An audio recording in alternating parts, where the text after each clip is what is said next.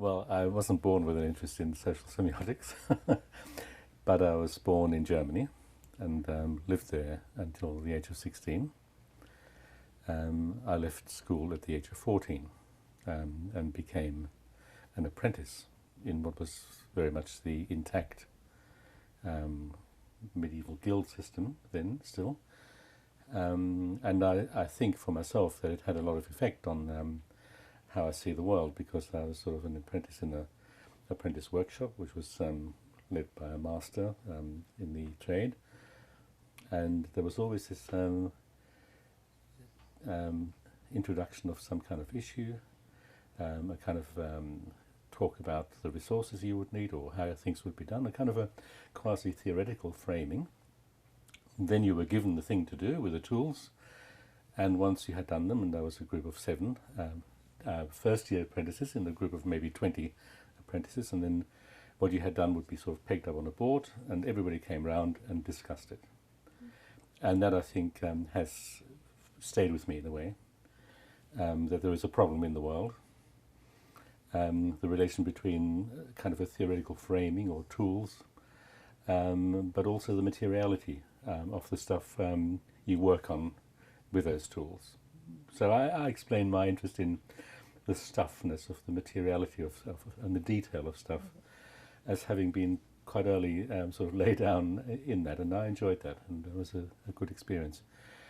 At the age of 16, my parents decided to emigrate to Australia, and in those days 16-year-olds couldn't make any decisions about their lives, and so I had to go with them, which meant learning a new culture and learning a new language.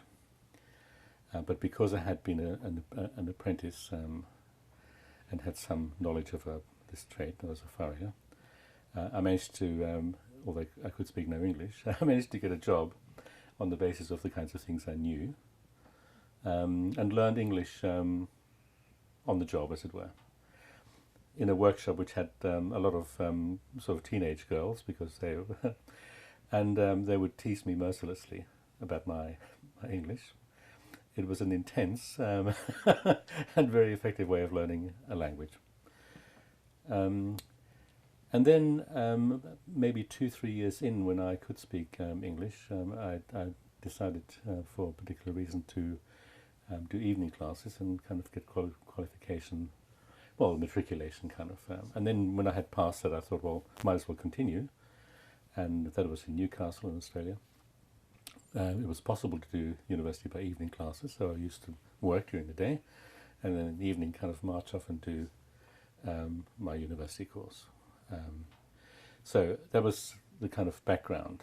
My first degree, because it seemed most difficult and a challenge, I thought I would study English literature, and I did, and that became important in lots of ways. I found out, for instance, something about the differences in writing, although if you leave school at 14, whether it's an English-speaking country or in Germany, what you haven't really learned yet is academic forms of writing, and that was a bit of a problem. But you have learned some things. For instance, you inevitably learn, because of the grammar of speech, which has its effects on the grammar of writing too in some ways, things which are different from English. And so I learned to write English, and that stayed with me, that you need to learn to write a language as a separate issue from learning to speak a language.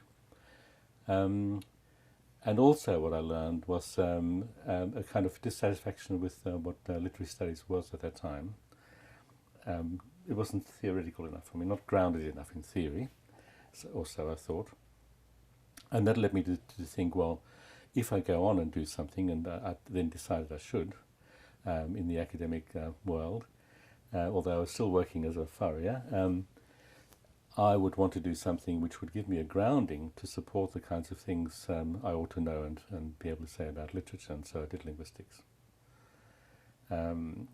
Linguistics didn't turn out to help me very much in understanding literature. I think linguistics doesn't have much to say about literature, but it does give you tools of a very specific kind which are generally applicable.